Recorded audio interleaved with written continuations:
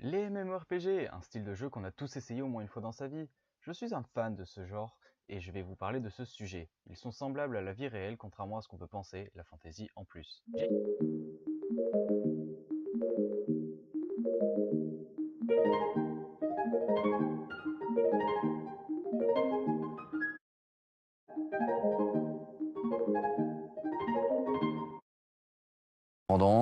Les spécialistes parlent de conduite addictive qui concernerait 6 à 800 000 personnes chaque année en France. Un phénomène plutôt préoccupant, raconte le journal. L'an passé, le service addictologie de l'hôpital Marmottan, c'est à Paris, a reçu 300 patients en consultation pour ce genre de problème. Souvent des jeunes qui passent leur journée derrière un écran à se goinfrer des meuporgs, explique le journal. Les meuporgs étant le nom barbare qui désigne les jeux de rôle en ligne auxquels on prend part avec d'autres compagnons virtuels.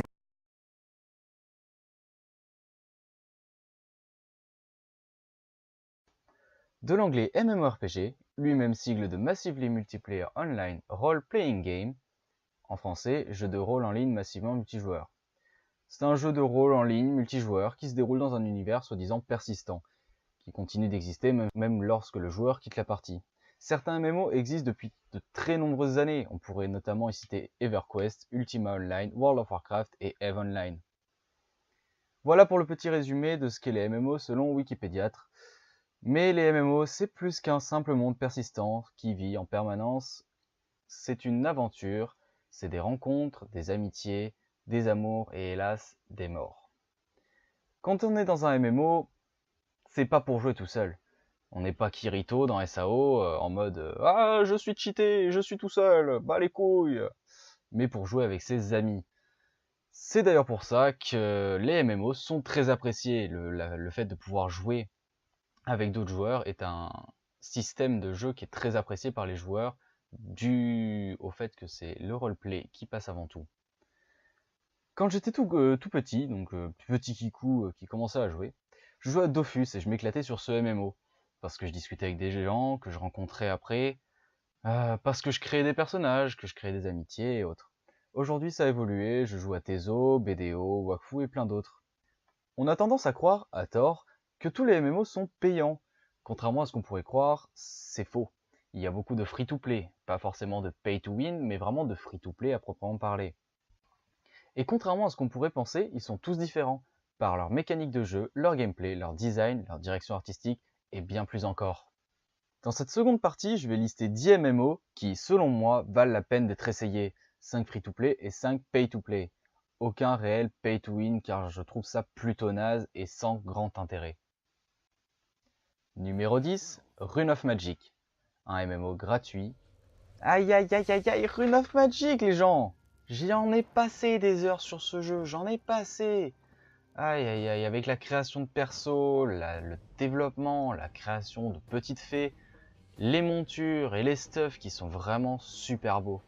J'ai connu ce jeu grâce à la web-série Noob, que vous connaissez sûrement, hein, c'est quasiment sûr, qui en a fait la pub étant plutôt petite.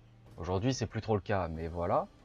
Donc j'ai découvert ce jeu grâce à eux. Donc un jeu quand même assez joli, plutôt graphiquement. Une très jolie histoire par contre, ça c'est vrai, il faut le dire. Je vous conseille d'y jouer si vous n'avez pas une config très performante, parce qu'il est vrai qu'il ne demande pas beaucoup, et c'est vraiment avantageux. Numéro 9, Blade and Soul, toujours un free-to-play. Blade and Soul, un jeu sur un fond asiatique. Tous ceux qui aiment l'Asie et les MMO, je vous conseille d'y jouer, clairement, il est gratuit. Mine de rien, il est plutôt beau graphiquement, il demande pas beaucoup niveau puissance d'ordinateur, et il a un mode de jeu, une technique et un développement de personnages ainsi qu'un développement de gameplay qui est vraiment agréable et très facile à prendre en main. Numéro 8, Arcade, toujours en free-to-play.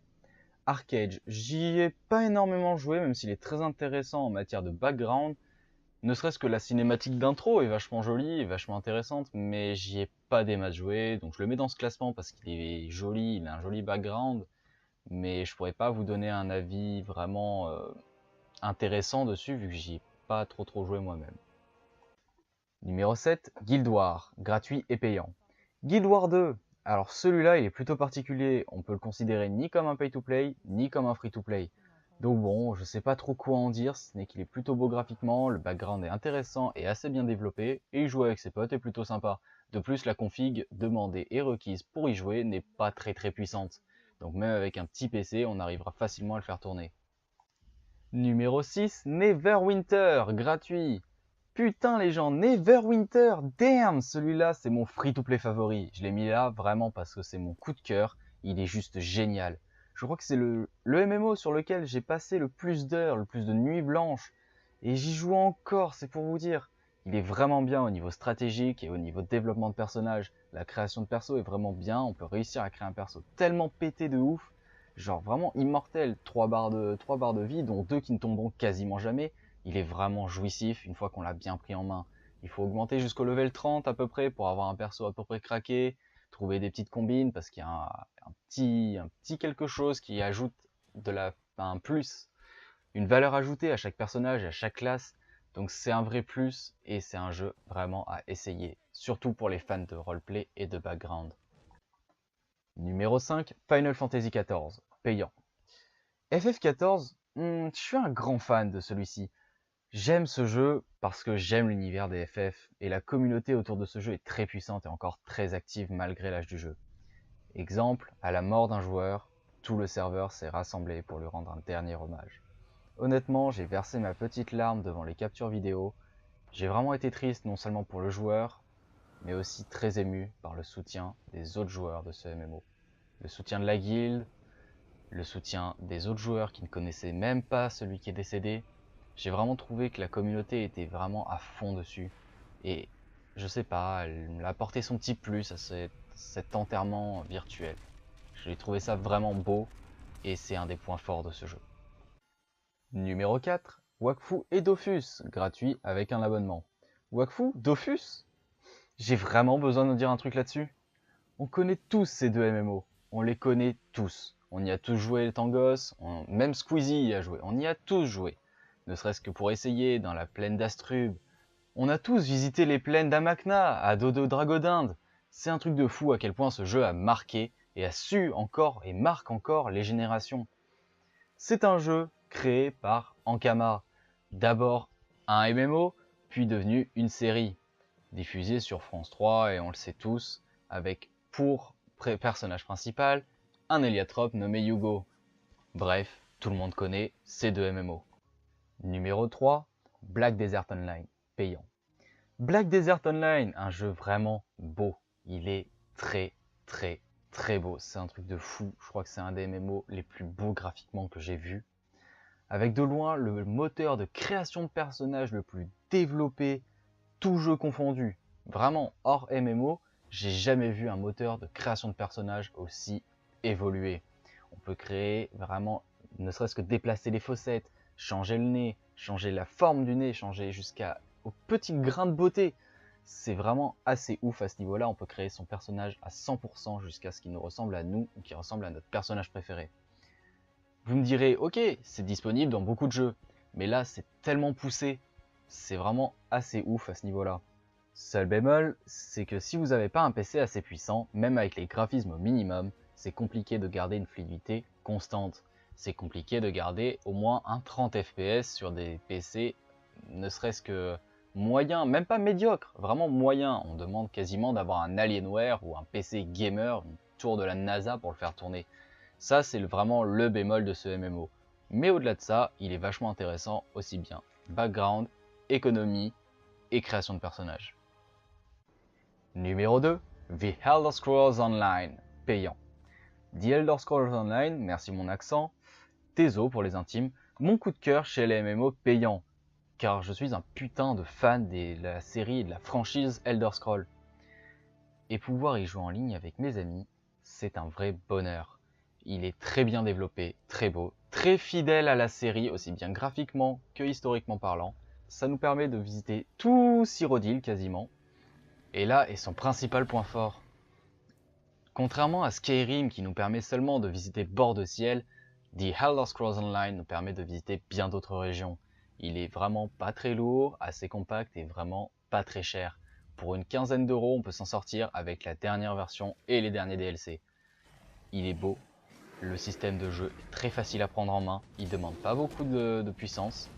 Ma simple config, j'ai quoi? J'ai un i5, même pas de carte graphique et il arrive à le faire tourner à 60 fps.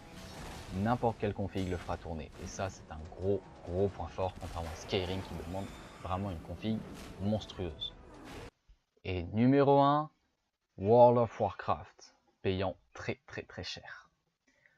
Comment parler des MMO sans parler du Big Boss, le seigneur de Blizzard, World of Warcraft. Le numéro 1, on le connaît tous, vraiment, on le connaît tous. Il a été adapté en film, en machinima, dans des séries, il a été présenté.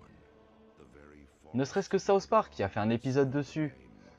Il a été dévoré pendant des heures, des jours, des semaines, des années par des joueurs.